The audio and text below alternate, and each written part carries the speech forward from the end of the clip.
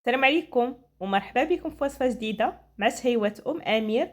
اليوم جيت وجدت لكم معايا وصفة ديال مادلين ناجحة 100%. كتجي قطنية وخفيفة، غير طبقوا المقادير كيف ما عطيتهم لكم أكيد غادي ينجحوا معكم. كنقول لكم نخليكم مع مقادير وطريقة التحضير. دائما القياس بالعلبة ديال دانون. عندي هنا دانون واحد، كاس ديال السكر، جوج بيضات، جوج خمارات كيماويه وفانيا، وكاس ديال الزيت. غادي نبدا بالبيض كما كتلاحظوا معايا. هنا غادي ندير جوج بيضات، اللي بغى يضاعف المقادير يضاعفهم. وغادي نضيف علبه ديال السكر. دائما كنقول العبار بالعلبه ديال الياغورت. غادي نطحن المكونات كامله كما كتلاحظوا معايا حتى بيض ليا على هذا الشكل، وغادي نضيف ليه الزيت مع فانيا، وغادي نرجع باش نطرب مزيان هاد المكونات هادو. غايدير قشور ديال الحامض ممكن يضيفوا. انا هنا غادي نضيف ياغورت بالنكهه ديال الفاني. من بعد ما طربته مزيان غادي نعبر الطحين ديالي بالعلبه ديال الياغورت.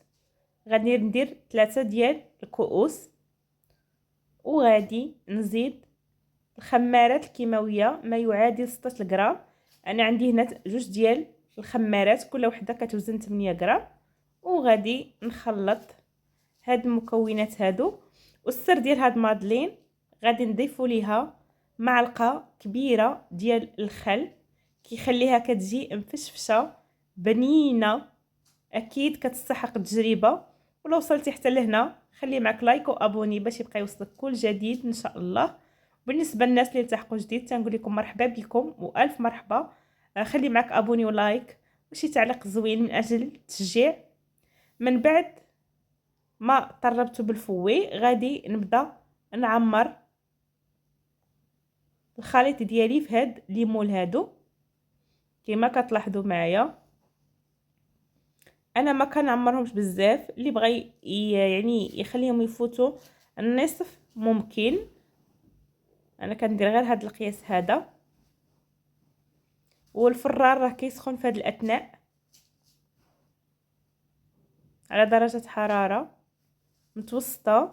وغادي ندخل مادلين ديالي من بعد ما نسالي الليمون، يعني نعمر ليمون كاملين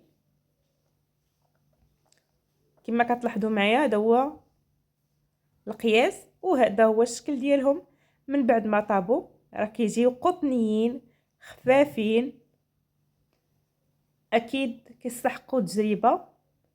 وتنقول لكم اذا وصلتي حتى لهنا خلي معك لايك وابوني من اجل التشجيع. وتنقول لكم بالصحه والراحه، نشوفكم في فيديو جديد ان شاء الله. دمتم في راحه الله.